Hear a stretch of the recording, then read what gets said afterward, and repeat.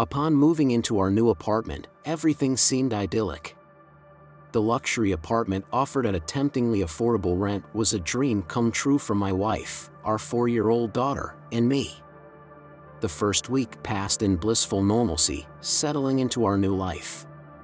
However, the tranquility was short-lived, and the oddities began to surface, subtle at first, then increasingly unsettling. Alone in the apartment, while washing dishes, I experienced the first hint of something amiss. A sudden chill would run down my spine, accompanied by the eerie sensation of being watched. Initially, I dismissed these feelings as mere figments of my imagination, a side effect of the new environment. Yet, the occurrences grew more frequent, the feeling of invisible eyes upon me becoming a constant presence. During these moments, I'd catch glimpses of shadows or movements from the corner of my eye. Turning to confront the source, I found nothing but the stillness of an empty room. The rational part of me tried to brush off these experiences, attributing them to the stress of the move and the unfamiliarity of our new home. The night unfolded with a series of unsettling episodes, each more disconcerting than the last, punctuated by futile attempts to find solace in sleep. Initially, as I lay in bed relishing the cool breeze on my skin, an unexpected encounter plunged the room into an eerie atmosphere. The sensation of a tickle on my foot, under the guise of my wife's playful gesture, quickly morphed into a chilling revelation: she wasn't there beside me. A wave of cold dread washed over me as I grappled with the reality of the situation. My wife's return with our daughter, seeking comfort from her own fears, briefly restored a sense of normalcy. I sought refuge in the blankets, yearning for sleep's escape, only to be jolted awake by whispers that seemed to emanate from nowhere and everywhere.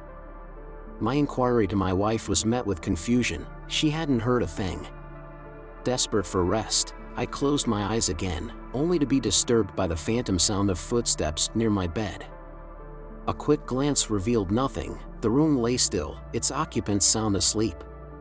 The cycle of eerie disturbances and my attempts to dismiss them as mere figments of my overwrought imagination continued. Each time I edged closer to the brink of sleep, a new, inexplicable occurrence would thrust me back into a heightened state of alertness. The night's most terrifying moment arrived unannounced, as I felt the oppressive weight of an unseen gaze upon me. Compelled to confront my fears, I found my eyes locked onto the small mirror across the room. It wasn't merely reflection I saw. There seemed to be shadows, fleeting and formless, that danced at the edges of its glass, suggesting a presence that lingered just beyond the realm of the living. And I immediately remembered my parents' warning about how dangerous it was to live with other people's mirrors, no matter how rare or expensive they were. Resolved to rid our home of this unwelcome presence, I vowed to eliminate the mirror come morning. Yet, as I sought the solace of sleep once more, my efforts were violently interrupted by the harrowing vision of an aged woman at my bedside, her features distorted by grief and rage, her eyes holding a depth of sorrow that was almost palpable. Her intent clear as she clutched at my legs. Paralyzed by fear, my attempts to cry out were stifled, leaving me trapped in a silent struggle against the nightmarish figure. I tried to scream, but my throat didn't make a sound. My wife and daughter were asleep. I tried to scream harder and beat my arms and legs, but the best I could do was to move my fingers slightly and make a sound like a mouse squeak.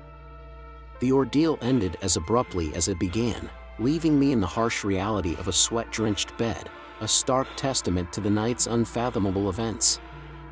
I didn't sleep again that night. I went into the kitchen. The gooseflesh was still there for a long time. I looked at the clock. The time read 3 a.m. I brewed coffee and waited for the morning, until my realtor's office was open for business. In the light of day, the decision to remove all mirrors from the apartment was swift. The realtor, upon collecting them, shared a glimpse into the apartment's dark history. The previous occupant's tragic tale remained untold at my behest, a burden too heavy for public knowledge. After everything that happened, our home felt different. It's weird to think about all these strange things happening to us.